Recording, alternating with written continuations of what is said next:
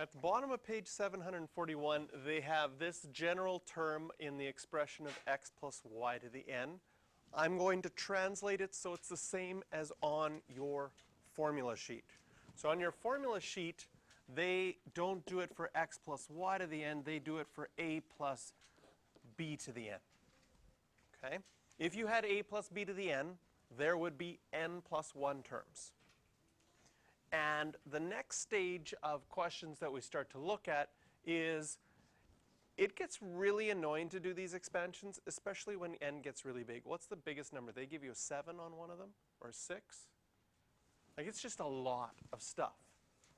Okay? And so the next types of questions, it just says, if you had x plus 3 to the 15, oh, there'd be 16 terms. But could you just tell me one of the terms? Could you tell me what the 8th one looks like?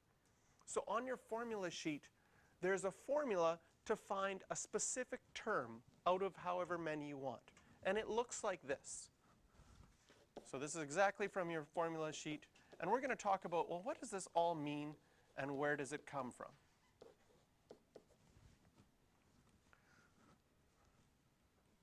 So in the formula, there's an n. That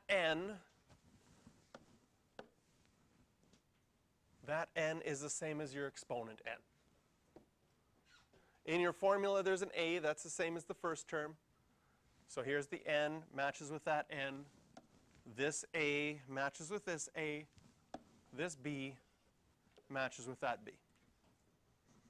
And it lets you find any term that you want. So if I wanted to find term 7, so let's say the question says, can you find term 7? If I want to find term 7, that tells me what the letter k would, or sorry, what number k would be. Can you see if I want to find term 7, k would have to be 6. Because this finds term k plus 1. So if you want to find term 7, k would be 6.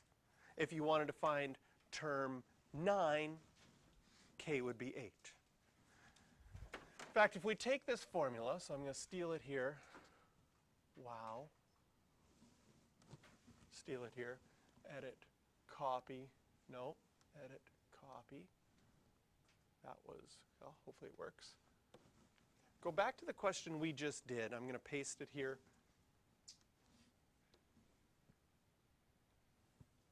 Down here at the bottom. Here's our new formula. If you wanted to find term number 3, I'll put it in a red box. If I wanted to find term number 3, first of all, above each of these green numbers, 1, 3, 3, 1, I wrote the combinations. This is 3, choose 0, 3, choose 1, 3, choose 2, 3, choose 3. So according to the formula, if I want to find that 1 in the red box, I'd be trying to find term 3. According to the formula, my exponent was a 3. So I would have 3 choose. If I'm finding term 3, k would be 1 less 3 choose 2. Notice that 3 choose 2. Oh, you can't see it anymore. I'll write it here. That matches up with that. That was 3 choose 2 there. That's our green number. Then it says, take your first term, which was 4a squared, and put it to the exponent of n minus k. Well, n was 3, k was 2. 3 minus 2. Did we have only one 4a squared here? We did. And then take your second term, which is 2b, and put it to the power of k, and k is 2.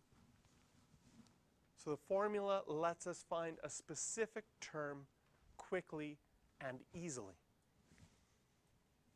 But we do have to know what each of the things stand for in the formula.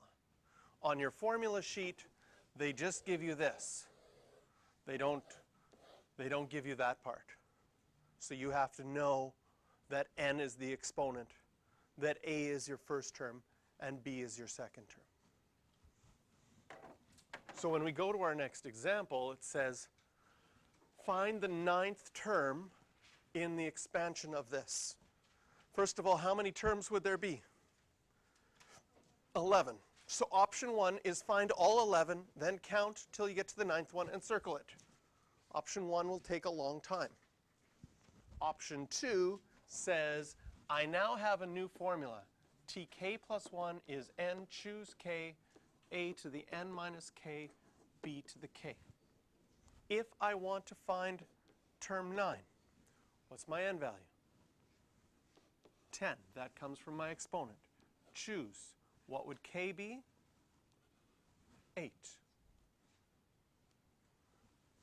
A is x to the 10 minus 8, and b is negative 2 to the 8. And so when calculating this, you would simplify each of these three things individually first. Go to your calculator or mental math. 10 choose 8, 45. X to the 10 minus 8, well, that'll be x squared. Negative 2 to the 8, 256. Positive 256. Again, this is very much a calculator unit, because the next thing we have to do when putting this all together is take 45 and multiply it by 256.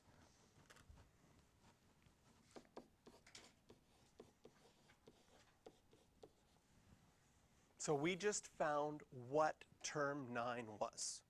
We didn't have to find them all. We didn't have to write them all out.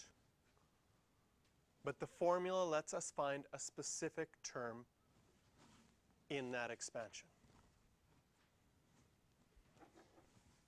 So with that formula, try questions 5 and 11.